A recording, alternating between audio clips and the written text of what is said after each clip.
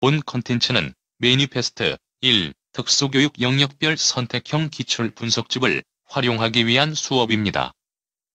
관련된 문제를 보면서 우리가 어떻게 선택형 기출 문제를 보아야 할지, 어떻게 정리할지에 대한 수업입니다. 그럼 지금 바로 시작하겠습니다.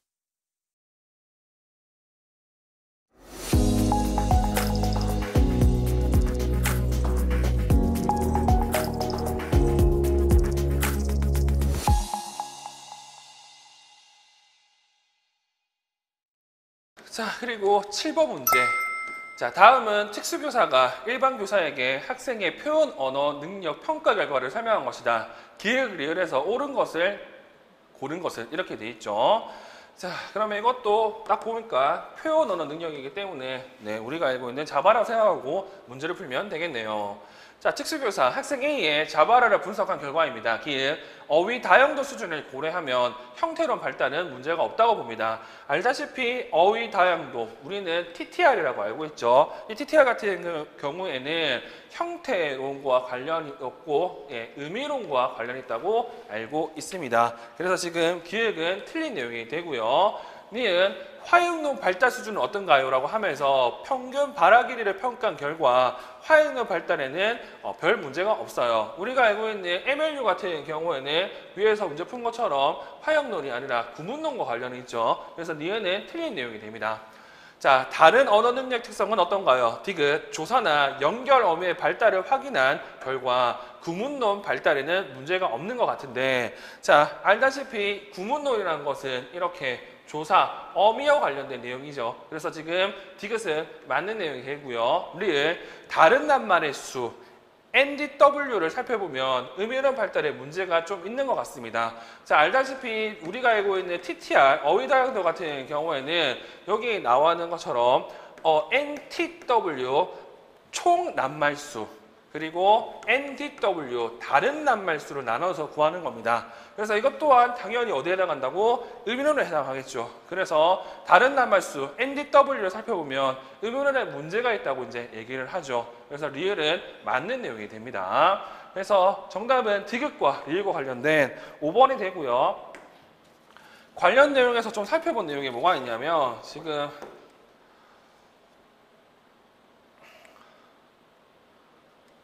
이 문제 있잖아요. TTR, 어휘 다양도와 관련해가지고 여기 NDW는 의미론적, 그리고 MLU는 구문론적, NTW는 이와 같은 좀 더 전반적인 언어 능력과 관련된 척도라고 지금 밀러가 얘기한 내용이 있죠. 그래서 이 내용이 기출문제 나왔으니까 해당 내용 정도는 여러분들이 확인할 필요가 있습니다. 자, 그리고 다음 문제. 자, 이 문제 같은 경우는 정말로 FM대로 문제를 푼다고 하면요. 한 문제 풀 때 제가 보기에는 최소 15분 이상 걸리는 문제입니다. 근데 이거는 선택형 문제이기 때문에 적당 수준에서 이 관계들을 통해서 이제 답을 찾을 수는 있습니다. 자, 8. 다음은 특수학교에 재학 중인 중학생 A와 B가 쉬는 시간을 나눈 대화이다. 대화 내용을 분석할 것으로 옳은 것을 보기에서 고른 것 이렇게 돼 있죠. 자, 기획. 기획의 의미관계는 행위자, 용언수식, 행위이다 이렇게 되어 있습니다. 의미론과 관련된 내용이고요. 지금 엄마가 빨리 온대를 이런 식으로 이제 의미관계를 분석한 건데 제가 수업 때 얘기한 것처럼 여기 온대 부분을 먼저 확인하셔야 합니다. 온다는 것은 행위에 해당하는 거고요. 누가 오냐면 엄마가 오는 거죠. 그래서 엄마가 온대 같은 경우는 행위자 행위가 되는 겁니다. 근데 이 빨리는 이 온대를 꾸며주는 말이기 때문에 용언수식에 해당하기 때문에 고 따라서 기획은 맞는 내용이 되죠. 자, 그리고 니은의 행동에 해당하므로 화이론적 능력을 분석하는데 포함되지 않는다 이렇게 되어 있습니다. 알다시피 화형론 같은 경우에는 행동과 말 다 포함해야 되거든요. 그래서 지금 니은은 행동인데 이게 행동이라고 언급하면서 이걸 포함하지 않아야 된다고 하기 때문에 니은은 틀린 내용이 되죠. 자, 그리고 디귿은 화일론적 분석의 대화 기능에서 반응하기에 해당한다 이렇게 되어 있습니다. 자, 디귿 내용은 응이죠. 자, 학생 A는 물어봅니다. 여기서 무슨 책을 볼 거야? 디귿 응 이렇게 되어 있죠. 자, 응 같은 경우에는 화일론적 분석의 대화 기능과 관련된 내용을 살펴보시면요, 반응하기에 해당합니다. 특히 반응하기에서 의례적 반응, 다시 말해서 아무 생각 없이 물어보면 응이라고 대답하는 그런 형태를 띠입니다. 그래서 디귿은 맞는 내용이 되고요. 그리고 리을, 자 리을 같은 경우에는 학생에게 발화중 최장 형태소 길이는 10.0이라고 되어 있는데 이거는 지금 좀 말이 많아요. 무슨 말이냐면 그때는 맞고 지금은 틀린 내용일 수도 있습니다. 무슨 말이냐면 지금 이게 11년 중등이기 때문에 2010년에 문제가 나왔어요. 이때는 고온삼책이 없었습니다. 근데 지금은 고온삼책이 소위 말해서 대세책이잖아요. 그렇기 때문에 고온삼책 내용으로 지금 여기 나와 있는 최장 형태소 길이를 구하면 이게 숫자가 달라질 수도 있습니다. 무슨 말이냐? 이게 9가 될 수도 있거든요. 자, 해설 자료를 보시면 제가 이 관련된 내용을 다 이렇게 분석한 내용이 있습니다. 자, 이 분석한 내용을 보시면 이런 식으로 1번, 2번, 3번, 4번, 5번 학생 A의 발화를 형태소로 나눈 내용이 이렇게 보여요. 이 중에서 현재 고온선택 같은 경우에는 여기 나와 있는 리을이나 여기 나와 있는 니은 같은 경우에는 소위 말해서 이거를 형태소로 보지도 않을 수도 있어요. 그래서 얘 같은 경우에는 조금 문제가 되긴 하지만 이때까지만 하더라도 자 지금 여기 나온 것처럼 10개라고 얘기할 수 있습니다. 그래서 지금 맨 마지막에 내가 그러면 너랑 안 본다. 이 부분 같은 경우 10개로 해석이 가능하다는 것 정도는 여러분들이 알고 계시면 됩니다. 그래서 이거는 지금은 틀릴 수도 있고 그때는 맞다는 것 정도는 기억하시면 되고요. 그리고 이거 같은 경우에는 리을까지만 판단했다고 하면 미음 내용은 굳이 구할 필요는 없어요. 그리고 구하려고 하면 진짜 길어집니다. 그래서 일단 보시면 아시겠지만 기역, 디귿, 리을 이 많잖아. 그럼 미음 같은 경우는 기역, 디귿, 리을이 확실하다고 하면 미음을 안 풀어도 됩니다. 근데 풀면요 이게 어떻게 되냐면 이런 식으로 풀 수 있거든요. 우리가 알고 있는 낱말들을 이런 식으로 다 나눠가지고요. 우리가 알고 있는 NDW, NTW 나눈 다음에 이렇게 구할 수 있습니다. 구하면 6.63이 나오거든요. 근데 문제 같은 경우에는 0.5라고 나와 있기 때문에 틀린 내용이 돼요. 여튼 답을 푸는 데는 문제가 없지만 실제로 구하려고 하면 지금 보는 것처럼 이러한 표를 만들어야 된다는 정도는 기억하시면 될 것 같습니다. 그래서 이 부분이 제일 논란이 되었던 문제 중에 하나라는 것도 확인하시면 됩니다.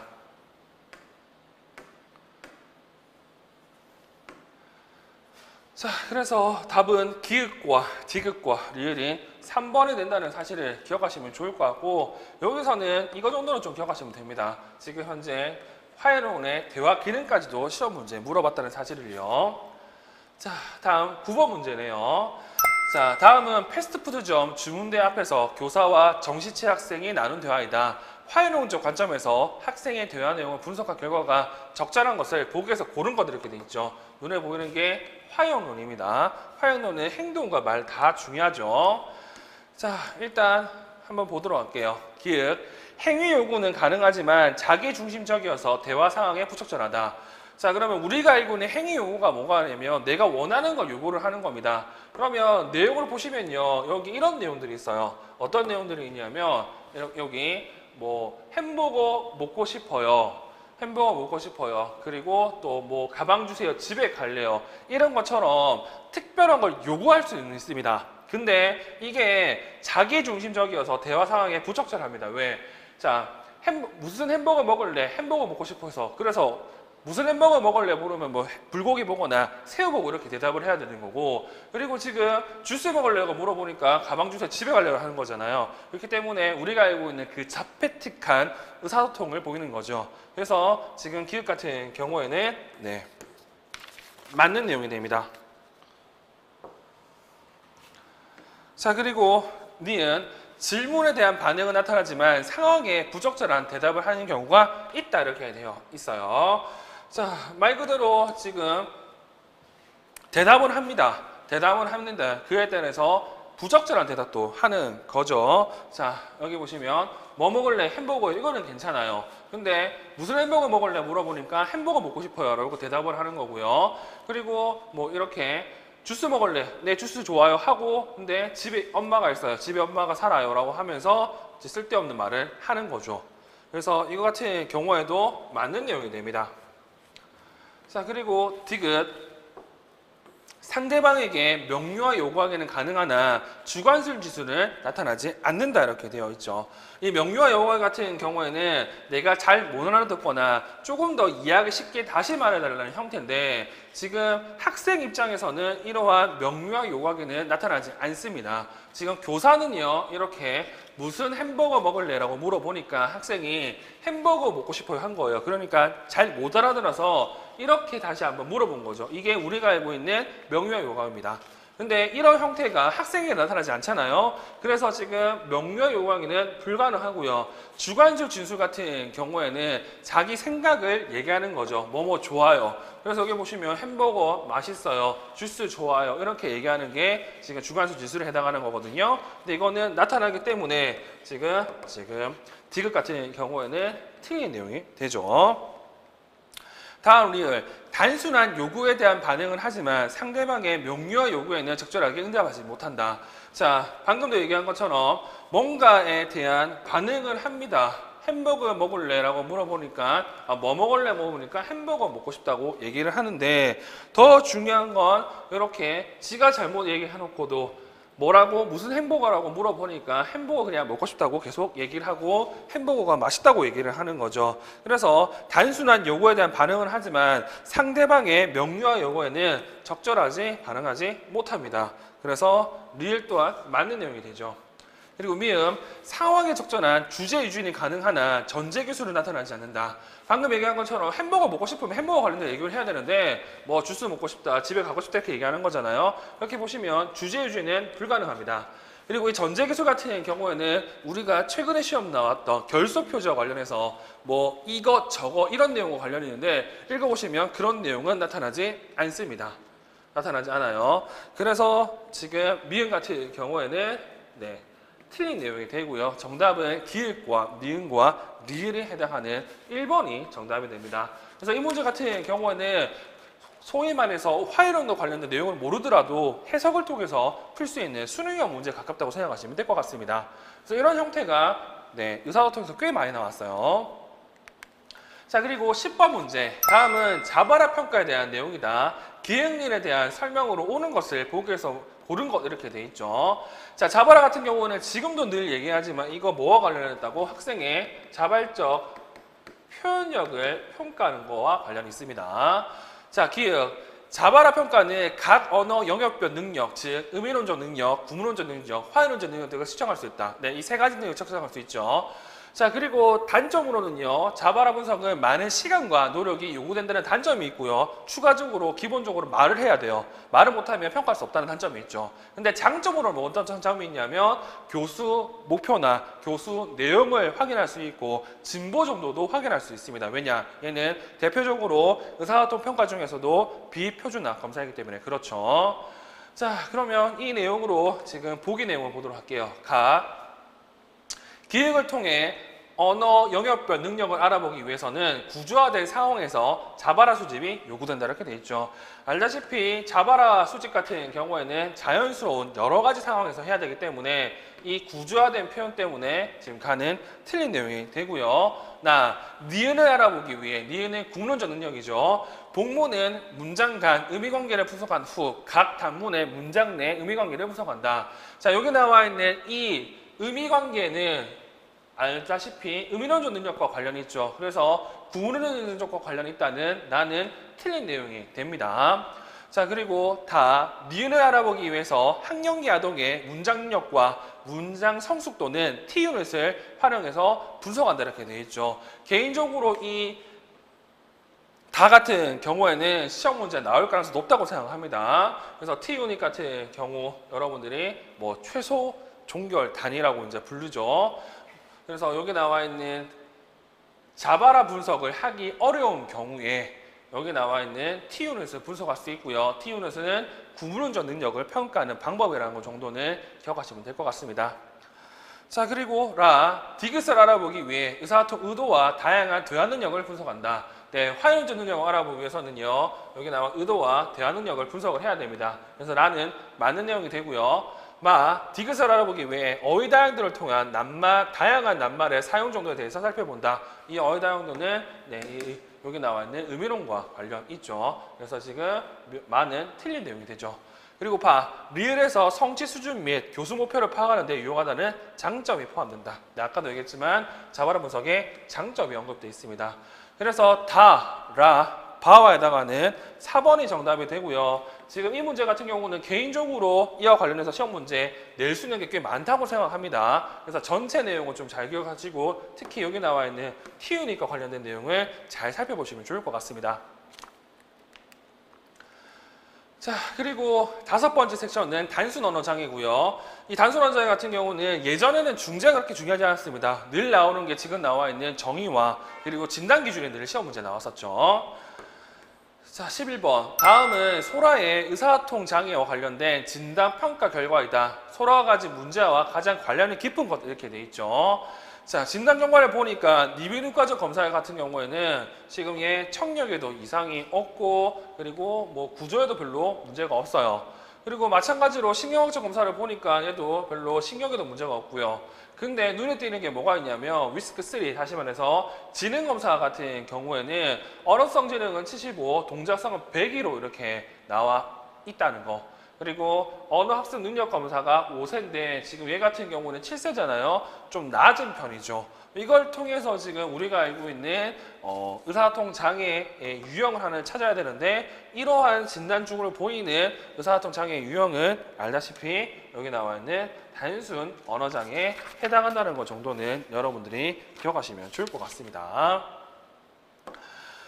자, 그리고 뭐 여기 나와 있는 애들 같은 경우는 뭐 신경, 말, 언어장애라고 묶일 수 있는 내용도 나와 있고 그리고 구개파일도 나와 있잖아요. 이 구개파일 같은 경우에는 조문문 장애, 말소리 장애의 원인 중에 하나였다고 생각하시면 될 것 같네요.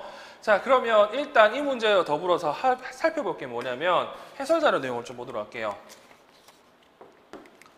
자, 해설자료 내용 보시면요. 이렇게 레오나르도가 얘기했던 단순 언어장애 진단 기준이 이렇게 나와 있습니다.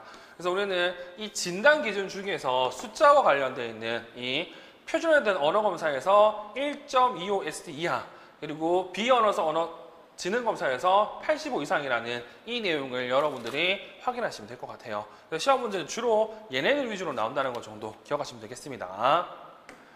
자, 그리고 다음 문제 보도록 할게요. 자, 다음 문제는 이제 6번째 신경 말장애와 관련된 내용이고요. 실어증 관련된 내용이 나와 있죠. 현재 우리 시험 같은 경우에는 최근에는 이 실어증과 그리고 뒤에 나와 있는 마비 말장애 내용이 거의 안 나옵니다. 왜냐하면 이 내용이 자세히 나와 있는 게 심연삼책 내용인데 심연삼책 내용이 요즘에 잘 안 나오기 때문에 그래요. 근데 그럼에도 불구하고 딱 이 정도는 여러분들이 알고 있는 게 아무래도 좋지 않을까 생각이 듭니다. 자, 12번 가라의 유형에 따른 내용 중 옳은 것만을 보기에서 고른 것을 하고 돼 있죠. 자, 기역 가는 유창하지만 청각적 예력에서 어려움을 보이고 느린 발화 속도와 단조로운 운전 특성을 보인다 이렇게 돼 있죠. 자, 우리가 알고 있는 이 브로카 실어증 같은 경우에는 가장 큰 특징이 뭐가 있냐면요. 비유창성이 가장 큰 특징이었습니다. 근데 지금 여기 나와 있는 가 내용 설명에는 유창하지만 청각적 이력이 떨어진다고 이렇게 되어 있죠. 그래서 이 부분이 틀린 내용이 되고요. 일반적인 브로카 실어증에서 늘 얘기하는 게 이 표현이거든요. 느린 발화 속도와 단조로운 운율 특성. 그래서 이 내용을 좀 기억하시면 좋을 것 같고 여튼 기억은 틀린 내용이 됩니다. 그리고 니은 나는 청각적 이해력 그리고 유창성 따라 말하기는 좋은 편이나 이름 대기 수행력이 낮고 착오가 자주 관찰된다 이렇게 되어 있습니다. 자, 그리고 나에서 설명은 베르니케 실어증인데 이 베르니케 실어증 같은 경우에는 가장 큰 특징이 뭐냐면 유창하기는 한데 우리가 알고 있는 청각적 이해력은 떨어진다는 게 특징이었죠. 그래서 여기 보시면 청각적 이해력이 좋다 때문에 틀렸고 유창하다는 건 맞고요. 따라 말하기도 좋지는 않습니다. 그래서 나 같은 경우에는 틀렸던 내용이라고 생각하시면 될 것 같고 뭐 뒤에 나오는 내용들 같은 경우에는 이 베르니케 실어증의 특징 중에 하나죠. 그리고 디귿, 다는 체계적인 호흡 훈련, 조음 지도 및 운전 지도 등을 통해 말 명령도를 향상시킬 수 있다. 이 마비 말장이 같은 경우에는 아까도 얘기했지만 뇌성마비 특성과 관련이 있잖아요. 그래서 얘는 뭘 해야 된다고? 드릴, 연습을 하시면 됩니다. 반복 연습을. 그 반복 연습을 통해서 말 명령도를 향상시킬 수 있죠. 그래서 디귿은 맞는 내용이 되고요. 리을, 다는 말 산출과 관련된 근육의 약화, 불협응 등에 의한 말장애로 정확한 말소리 산출에 어려움을 보인다 이렇게 되어 있습니다. 네, 알다시피 마비 말장애 같은 경우에는 네, 이러한 근육의 약화, 불량분 때문에 생기는 거죠. 뭐 중추신경계, 말초신경계 손상 때문에 그렇죠. 그래서 리을은 맞는 내용이 됩니다. 그리고 미음, 라는 노래 형식으로 발화 길이를 늘려나가는 방식을 통해 표현력을 향상시킬 수 있다고 하는데, 여기 나와 있는 노래 형식으로 발화 길이를 늘려나가는 방식 같은 경우에는 네, 우리가 알고 있는 멜로디 억양 치료법이라고 볼 수도 있고요.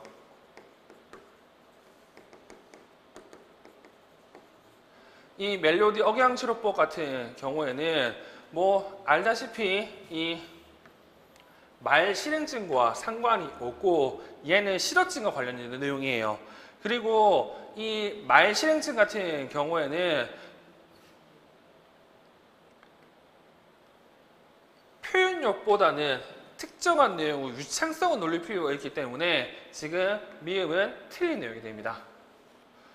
그리고 비읍, 라는 근육 약화나 협응 곤란은 없지만 말 산출 근육의 프로그램 문제로 조음 및 운은 오류로 보이고 정확한 조음 배치를 차지하는 모색의 내용을 관찰한다. 네, 비읍은 맞는 내용이 되죠.